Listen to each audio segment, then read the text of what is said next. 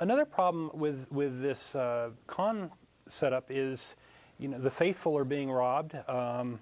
They're being conned, and Rick Warren, as it turns out, to his credit, has spoken against these sorts of things, and he says, I can show you 1 million faithful followers of Christ who live in poverty. Why isn't everybody in the church a millionaire? And he calls it baloney. So, to his credit, I think he has the right answer there. Well, except that you can, in fact, find these verses in the Bible that support it. So, Right. It's just two dueling camps, each grabbing a different set of verses for their Right. argument. I've actually talked with a Christian friend about it, and it was the same sort of thing. It's like, well, God didn't mean it that way. And it's like, well, how do you know that? Right, because that's how I interpret it. That's how I interpret it. Okay, so another problem here is we get financial pressures for the believers, that people want to believe that they're blessed.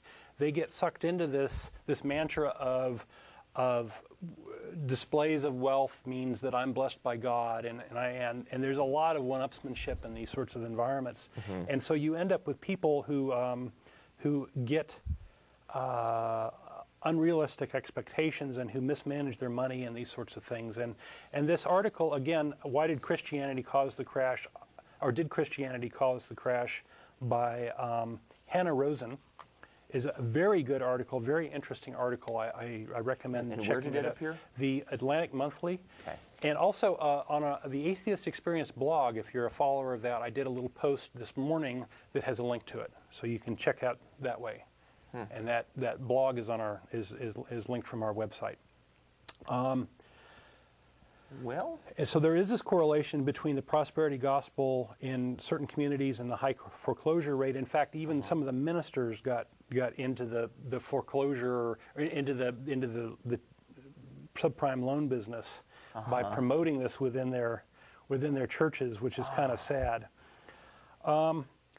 Another sort of implication is this faith-based charity initiatives under Bush is based on a kind of a similar idea that if you are poor and deserving or needing of government subsidy, then you must be poor in faith. The reason is that you don't believe in God enough. Well, that would be the implication, yeah. Yeah, and there is the that was the, I think, original genesis of it with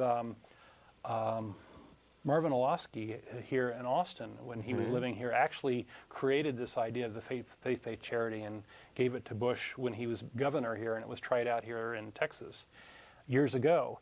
And it's the same sort of thinking, is that, hey, these people are poor. If only they had God, if only they had these, people being ministered to as well, then they wouldn't be poor anymore. And so there's this very odd sort of conflict of interest going on with the churches here. And that the poor non-believers are deserving of their situation. So anybody who's a non-believer is kind of screwed in this whole thing. So let me wrap up here. I think the prosperity gospel is a good demonstration of how Christianity is evolving, how there is no objective basis. There's nobody really running the show, as they claim. There's no God to fix these disagreements. It's a transparent scam. We shouldn't be paying for it as taxpayers, and it's sort of always been that way. It's the new thing, and it's not going away anytime soon. I think we're going to see this for years. This prosperity gospel. So, did you have anything else you wanted to? No, that was a good presentation. Okay. Thank you very much. All right. Well, that was fun. We can take callers now. I know a lot of folks are anxious. Yes, we have a number of people that have been on the line for a while. We'll start with David in Columbus, Ohio. David? Hi. Hi, how you doing? Wonderful. Fun talk about the prosperity gospel. Unfortunately, I know nothing about that and didn't call in to talk about that. That's all right. What do you got for us? So there's William Lane Craig is one of the big-time heavyweight champion apologists who's going to be coming to our university soon. Who is it? William Lane Craig. Oh, Coming to Columbus? Yeah. Yeah? Yeah, so this has kind of sparked a lot of conversation and stuff going on between a lot of people. And one thing that I've heard while talking to people is that, at least from a Christian's perspective, it's unfortunate that there's no extra biblical evidence for Jesus. You guys? That's if you can find Christians that will admit to that. It's not unfortunate for those who are going to just, hand wave and give you a list of supposed sources that, in fact, are no good if you look at them. But they believe they're good. Right. I'm kind of talking, a lot of atheists have said that there's no extra-biblical evidence for Jesus. That's correct. That is correct.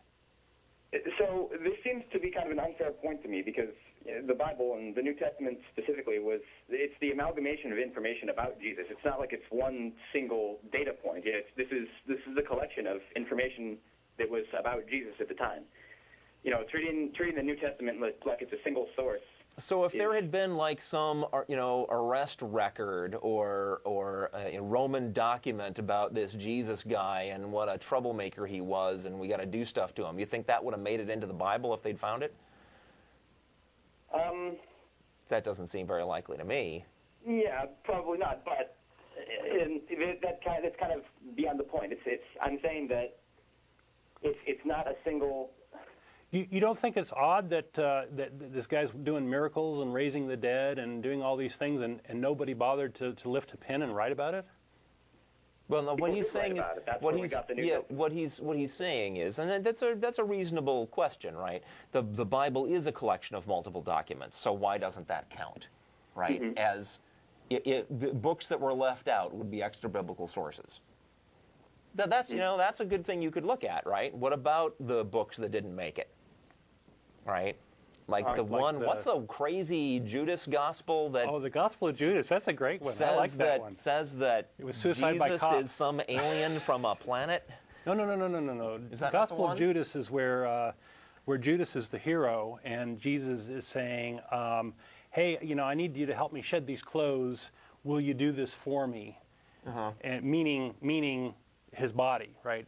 Uh-huh. So it's really, as I said, a suicide by cop where Judas is turning Jesus in so that he can be killed, and that Judas is kind of the hero in this particular one. I think the point though about the lack of extra biblical sources, it's not probably it would be worth mentioning that the wording of that is not the best. The point is there's no sources outside the group of believers. It's only believers who appear to have written about Jesus. And when I say believers, I mean followers, right? That's a good point. You don't hear about, I'm some traveler from Syria, and I thought it was all very crazy, but there was this big crowd gathered, and there was this Jesus guy, and they were saying he was doing miracles. There's none of that. The only people, apparently, who ever wrote about him were people who were already in the religion and already believed. That's the problem. Well, I wouldn't expect anyone else to write about it. I mean, that's... Really? Because nobody writes about anything that they saw unless they're a worshiper of it. That doesn't follow. If someone saw the miracles being performed by Jesus, I think they would become a believer. That would be... I'm not even talking... I'm just mentioned some traveler, some foreign traveler who didn't see the miracles but just heard about them. There's no examples of contemporaries who just heard about Jesus and mentioned him. None. That's the problem. Well, those people, the documents they wrote, I don't think there'd be any reason to save those. I mean... To do what? To save them? I'm sure they were... things like that may exist, but... And it's not like we have every single document ever written from every single... You're right. There could be sealed away somewhere where nobody has ever seen it for 2,000 years. There could be the proof. But until you find the proof, it's not proof.